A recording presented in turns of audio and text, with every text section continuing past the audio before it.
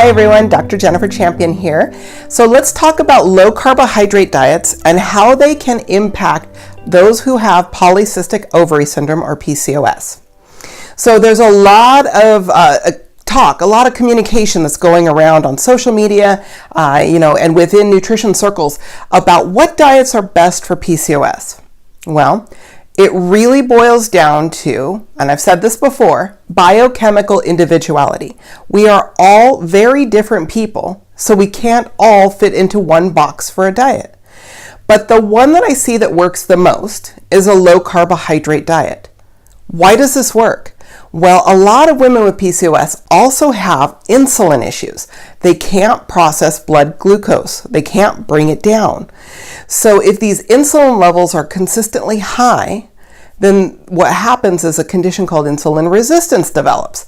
Oh, that's where we get that syndrome part of the polycystic ovary syndrome. So when you see a syndrome, it's usually a mix of symptoms. Insulin resistance is one of them. So why do the low carb diets work? Well, they're not triggering your body to produce as much insulin because you aren't consuming as much glucose. Glucose comes in the form of carbohydrates. Carbohydrates get broken down. So let's talk about what types of carbohydrates are good and what type of carbohydrates are not as good. The ones that I typically remove from my clients' diets are grains. Not greens, grains. Things like wheat, barley, rye, oats, rice. I will remove those for a certain period of time and see how my clients do. The other thing that I will remove is dairy. Why? Well, dairy has hormones in it, first of all, and we don't need any other interplay going on with our hormones because they're already being taxed. But the other thing that it has is sugar. It's in the form of lactose. Anything you see ending in OSE is considered a sugar. So we take away the dairy. Another thing that I take out, is sugar, added sugar. Where is it? It's in everything. It's in everything processed or packaged.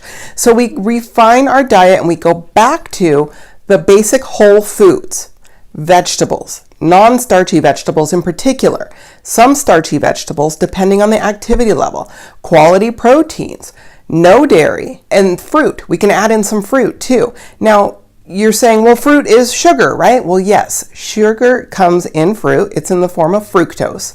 But we want to have just a little because the brain does function on glucose. And it also functions when we break down and we have ketone bodies, but that's a different diet that is a lot more stringent and a lot more difficult to follow and does require supervision of a healthcare practitioner. So the low carbohydrate diet you could start to enact on your own. Just start reducing them. And when you get to a point where you feel like, wow, this is actually working and you're seeing results, give me a call. Let's fine tune where you're going. If you've started and you feel like, I don't even know what I'm supposed to eat, you took away all my food groups, that's another reason to reach out. So sometimes we can get overwhelmed and do this and don't do this and do this, every 2 hours and don't do that every 4 hours and make sure you stand on your left foot and eat a cracker. Well, it gets overwhelming for some people. So let me walk you through this process step by step and what is for you. So I look forward to reaching out to you or having you reach out to me. Either way, click the link in the bottom so that I know that you want to talk to me and we will get started. Thank you so much and enjoy your day. Take care.